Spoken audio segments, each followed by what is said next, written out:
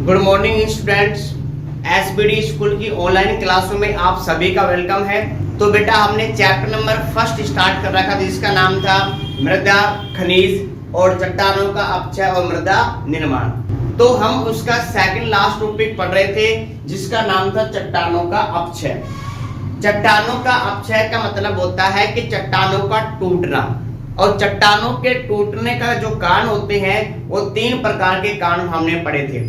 कौन कौन से थे इसमें? पहला भौतिक कारक है, सेकंड है रासायनिक कारक है, और थर्ड कौन सा है हमारे पास में? जैविक कारक। फर्स्ट हमने पढ़ा था भौतिक कारक में जैसे कोई भी भौतिक पदार्थ जैसे कि ताप हो सकता है, वर्षा का जल हो सकता है, हिमजल हो सकता है, और इसी के साथ साथ जैसे हमारे पास वायु हो सकती है। तो ये सारे के सारे क्या थे? हमारे पास भौतिक कारक थे। जैसे ताप के बारे में हमने पढ़ा था कि जब ताप होता है यानी कि सूर्य का प्रकाश होता है तो चट्टानें क्या करती हैं? गर्म होकर फैलना स्टार्ट कर देती है। लेकिन जब ताप कम हो जाता है रात्रि के समय तो उस समय चट्टानें ठंडी होकर क्या करती है? सिकुड़ने लग जाती है। तो डेली ये बार बार प्रोसेस होती रहती है कि चट्टानें ताप ग्रहण करके फैलना और ताप नहीं होने की प्रेजेंस में सिकुड़ना। तो ये प्रोसेस होती है जो बार बार चलती रहती है, जिसकी वजह से चट्टानें क्या होती है? चटक जाती हैं, और चट्टानों के चटकने से चट्टानें कमजोर यानी कि टूट जाती है, और जिनसे किसका निर्माण होता है? मृदा का।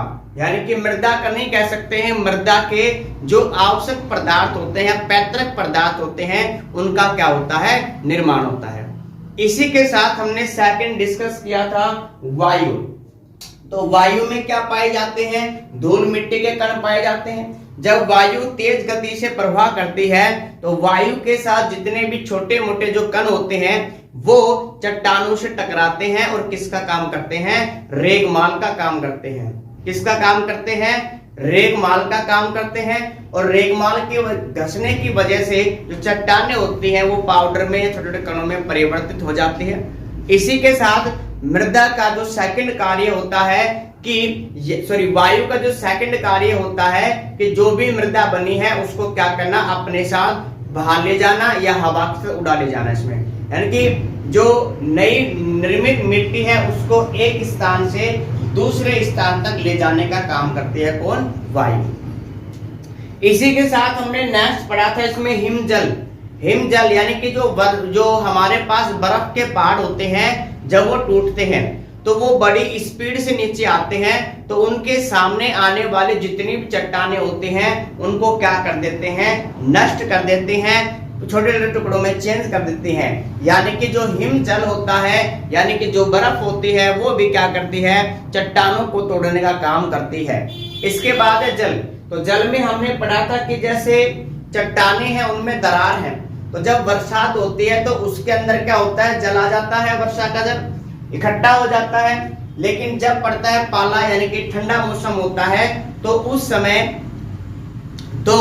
उस समय जो जल है वो क्या करता है? बर्फ में चेंज हो जाता है। जब बर्फ में चेंज हो जाता है तो उसका आयतन क्या होगा? बढ़ेगा। भाई क्यों बढ़ेगा? क्योंकि जब जल बर्फ में चेंज होता है तो वहां पे उनके मध्य यानी कि जल के अणुओं के मध्य छोटे छोटे रिक्त स्थान बन जाते हैं, और जिसकी वजह से बर्फ का आयतन क्या हो जाएगा? बढ़ जाता है। जब बर्फ का आयतन बढ़ जाएगा तो चट्टानों के ऊपर क्या लगेगा? दाब लगेगा, और चट्टानों के ऊपर दाब लगने की वजह से चट्टानें क्या होती है? चटक जाती हैं। क्लियर यहां तक भाई? ठीक है। तो ये हमारे पास कौन से कारक थे? भौतिक कारक थे। यहां तक क्लियर है सभी को? ठीक है। ये हमने अभी रिवाइज कर रहे हैं पीछे का। इसके बाद हमारे पास सेकंड पढ़ा था हमने रासायनिक अपक्षय। रासायनिक अपक्षय का मतलब इसमें रासायनिक पदार्थ या रासायनिक क्रियाओं के द्वारा क्या होता है? चट्टानों का अपक्षय होगा। तो इसमें हमने पढ़ा था जलयोजन, जल अपघटन, ऑक्सीकरण, अपचयन और विलयन। ठीक है। जल योजन का मतलब इसमें जल जुड़ेंगे। ठीक है। जल क्या होंगे? यहाँ पे जुड़ेंगे, जैसे जिप्सम का निर्माण हुआ था। जल अपघटन का मतलब जल के अणु टूटेंगे और अलग अलग क्रिया करेंगे। जैसे कि अगर हम बात करें इसमें कि पोटेशियम का स्थानांतरण या रिप्लेसमेंट हो रहा था किसके द्वारा? हाइड्रोजन के द्वारा हो रहा था। विलयन का या विलयन के द्वारा मतलब चट्टानों के जो पदार्थ होते हैं वो जल में घुल जाते हैं और घुलने के बाद क्या होते हैं, अपघटित हो जाते हैं। जैसे अगर हम बात करें विलयन वाले में, तो जल है वो किसका काम करता है, विलायक का काम करता है। विलायक क्या होता है बेटा, विलयन में दो घटक होते हैं, मतलब विलयन दो घटकों से मिलकर बना होता है। एक फर्स्ट होता है विलेय और एक क्या होता है, विलायक होता है। विलेय की मात्रा कैसी होती है, कम होती है, और विलायक की मात्रा कैसी होती है, ज्यादा होती है। यानी कि जो जल है वो किसका काम करता है बेटा, विलायक का काम करता है। नेक्स्ट अब हम नंबर 3 स्टार्ट कर रहे हैं इसमें कि जैविक अपघटन। ठीक है, इससे पहले वाले लेक्चर में हमने दोनों डिस्कस कर चुके हैं, भौतिक अपघटन और रासायनिक अपघटन। अब हम नेक्स्ट स्टार्ट करेंगे बेटा जैविक अपघटन। इससे पहले अगर आपने वीडियो को लाइक नहीं किया है तो जल्दी से वीडियो को लाइक करें, चैनल को सब्सक्राइब करें बेटा। अब नेक्स्ट हमारे पास क्या है, जैविक अपघटन। बेटा नाम से ही मालूम चल रहा है, जैविक यानी कि जीव, अपघटन यानी कि जीवों के द्वारा अपघटन। यानी कि जैविक अपघटन में चट्टानों का अपक्षय किसके द्वारा होगा, जीवों के द्वारा होता है, तो उसे ही क्या कहते हैं, जैविक अपघटन कहते हैं। यानी कि अपघटन किसके द्वारा होगा, यहाँ पे जीवों के द्वारा। उसमें अब यह भी कितने प्रकार का होता है बेटा, यह भी 3 प्रकार का होता है। कौन कौन सा होता है, एक फर्स्ट हमारे पास है मानव व जानवर के द्वारा अपघटन। सेकंड हमारे पास है पेड़ पौधों के द्वारा अपघटन, या हम कह सकते हैं पेड़ पौधों का प्रभाव। और थर्ड हमारे पास क्या होता है, सूक्ष्म जीव द्वारा अपघटन। तो जीव अपघटन या जैविक अपघटन क्या होता है बेटा, कि जीवों के द्वारा होने वाला अपघटन ही क्या कहलाता है, जैविक अपघटन कहलाता है। और जैविक अपघटन कितने प्रकार का होता है बेटा, 3 प्रकार का। कौन कौन सा है, फर्स्ट हमारे पास है मानव व जानवर। तो मानव और जानवर क्या करते हैं, ये भी चट्टानों को अपघटित या तोड़ने का या छोटे छोटे टुकड़े में बांटने का कार्य करते हैं। भाई अगर हम बात करें मानव की, तो मानव किन किन परिस्थितियों में चट्टानों को तोड़ता है, इसमें भी किन किन परिस्थितियों में तोड़ता है। फर्स्ट अगर हम बात करें सड़क निर्माण, जैसे अगर हम बात करें यहाँ पे अलवर की बात करें, तो अलवर में सुरंग बना रखी है। ठीक है, तो अलवर में जो सुरंग बना रखी है वो किस लिए बनाई है भाई, रास्ता बनाने के लिए तो बनाई गई। इसमें क्लियर है। तो हम ये कह सकते हैं कि जो मानव होता है जब सड़क का निर्माण करता है या सुरंग वगैरह का निर्माण करता है, तो उस समय चट्टानों को क्या करता है, अपच्छेद करता है, उनको तोड़ता है और क्या बनाता है, रास्ता बनाता है। क्लियर है। ऐसे ही अगर कोई भी जैसे चट्टान, अगर कोई भी सड़क का निर्माण हो रहा है तो उस समय उसके मार्ग में अगर चट्टानें आ जाती हैं तो उसको भी क्या किया, तोड़ा जाता है और रास्ता बनाया जाता है। जैसे आपने देखा होगा दशरथ मांझी मूवी में देखा था। ठीक है, दशरथ मांझी मूवी में क्या था, इसमें पहाड़ को काट कर या तोड़कर क्या बना, इसमें सड़क बनाया गया था वहां पे। क्लियर है। इसी के साथ साथ और किस कामों में काम आता है इसमें, और क्या करता है इसमें, जैसे रेल मार्ग, अगर रेल मार्ग डालने होते हैं तो भी अगर रेल मार्ग के मार्ग में अगर चट्टानें आ जाते हैं तो भी या तो उनमें सुरंग का निर्माण कर दिया जाता है या उनको अपघटित कर दिया या टुकड़ों में बांट दिया जाता है। क्लियर है। बांध के निर्माण के समय, तो नेक्स्ट हमारे पास बांध या नदी के निर्माण के समय, यानी कि जब मनुष्य क्या करता है, सड़कें का निर्माण करता है, रेल के पटरियों का या रेल मार्ग का निर्माण करता है, बांध का निर्माण करता है, और इसी तरह हमारे पास नदी वगैरह इनके रास्ते के लिए अगर निर्माण करता है तो भी चट्टानों को क्या किया जाता है, तोड़ा जाता है, अपघटित किया जाता है। तो मानव के द्वारा क्या हो रहा है, अपघटन हो रहा है। किनका हो रहा है, चट्टानों का हो रहा है। और चट्टानें जब अपघटित होती हैं तो हमेशा हमेशा किसका निर्माण करेंगी, ये किसका निर्माण करते हैं बेटा, मृदा का निर्माण करती है। क्लियर यहाँ तक। तो मानव में हम कह सकते हैं कि सड़कें, रेल, बांध, नदी आदि बनाने के लिए चट्टानों को अपघटित किया जाता है, या हम कह सकते हैं इनको क्या किया जाता है, खंडित किया जाता है। क्लियर है यहाँ तक। सेकंड अगर हम बात करें इसमें जानवर, तो जानवर यानी कि जो कीड़े मकोड़े होते हैं वो क्या करते हैं, अपना आवास बनाने के लिए चट्टानों को क्या करते हैं, अपघटित करते हैं या उनमें छेद कर देते हैं। तो कोई भी जैसे जीव वगैरह है वो भी अपना आवास बनाने के लिए, जो कीड़े मकोड़े हैं ये भी अपना आवास बनाने के लिए चट्टानों को क्या करते हैं, उनमें छेद कर देते हैं, और जिसकी वजह से चट्टानें कमजोर हो जाती हैं। और चट्टानें जब कमजोर हो जाती हैं तो उनका क्षरण होना क्या होता है, स्टार्ट हो जाता है। तो फर्स्ट वाला इसमें जो जैविक अपघटन है उसका हमने डिस्कस किया है। और फर्स्ट हमारे पास कौन सा बेटा, मानव व जानवर के द्वारा।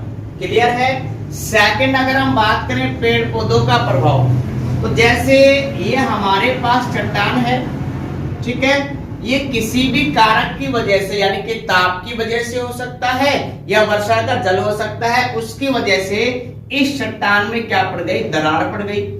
जब यहाँ पे कोई भी पेड़ वगैरह उगता है तो उसकी जो जड़ें होती हैं वो कहां पे चली जाएगी, इन दरार में चली जाती हैं। जब इनकी यानी कि जब पेड़ पौधे क्या करते हैं, वृद्धि करते हैं, तो उनके साथ साथ उनकी जड़ें भी क्या करती हैं, वृद्धि करती हैं। जब जड़ों का आकार बढ़ेगा, जब जड़ों का आकार बढ़ता है तो चट्टानों की दीवारों के ऊपर क्या लगता है, दाब लगता है। यानी कि ये जो जड़ें हैं ये चट्टानों की दीवारों पर यहाँ पे क्या लगाते हैं, दाब लगाते हैं। और दाब लगाने की वजह से जो चट्टानें हैं वो क्या होती हैं, खंडित हो जाती हैं, टूट जाती हैं। तो फर्स्ट यानी कि पहले किस प्रकार जो आपके पास पेड़ पौधे हैं वो कैसे खंडित करते हैं, तो पेड़ पौधों की जो जड़ें होती हैं वो क्या करती है, चट्टानों को खंडित करने का कार्य करती है। इसी के साथ साथ सेकंड जो टाइप हमारे पास कि जो पेड़ पौधे होते हैं उनके जड़ों के द्वारा कुछ कार्बनिक अम्ल बनाए जाते हैं या कार्बनिक अम्ल स्रावित किए जाते हैं। जो पेड़ पौधे होते हैं उनके जड़ों के द्वारा कुछ कार्बनिक अम्ल स्रावित किए जाते हैं, जो भी क्या काम करते हैं, चट्टानों को खंडित करने का काम करते हैं या अपच्छेद करने का काम करते हैं। तो हमने पेड़ पौधों में 2 पॉइंट पढ़े हैं। पहला पॉइंट है जड़ों के द्वारा अपघटन और सेकंड क्या है, कार्बनिक पदार्थों के द्वारा अपघटन। कार्बनिक पदार्थ किससे स्रावित होते हैं, पेड़ पौधों की जड़ों से स्रावित होते हैं। क्लियर है यहाँ तक सभी को। तो ये हमारे पास इसमें पेड़ पौधों का यानी कि पेड़ पौधों के द्वारा खंडन या पेड़ पौधों का प्रभाव। नेक्स्ट हमारे पास है सूक्ष्म जीव। ठीक है, सूक्ष्म जीव का मतलब जैसे बैक्टीरिया या फंगस वगैरह इसमें। ठीक है, ये सूक्ष्म जीव क्या काम करते हैं, ये सूक्ष्म जीव अपने भोजन को बनाने के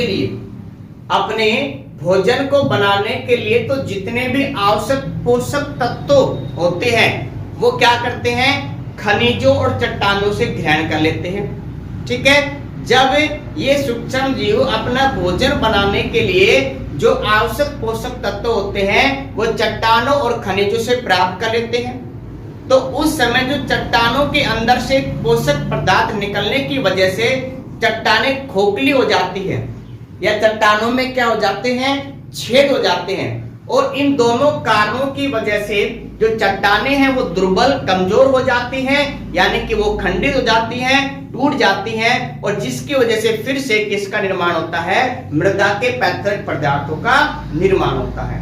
तो यहाँ पे फर्स्ट पॉइंट हमने पढ़ा इसमें कि सूक्ष्म जीव यानी कि बैक्टीरिया या फंगस होते हैं वो चट्टानों और खनिजों से भोजन पदार्थ निर्माण करने के लिए पोषक तत्वों के रूप में क्या करते हैं, वहां से इनको प्राप्त कर लेते हैं, जिसकी वजह से चट्टानों में क्या हो जाएंगे, छेद हो जाते हैं। और चट्टानों में छेद होने से वो कैसे हो जाएंगी, दुर्बल हो जाती है।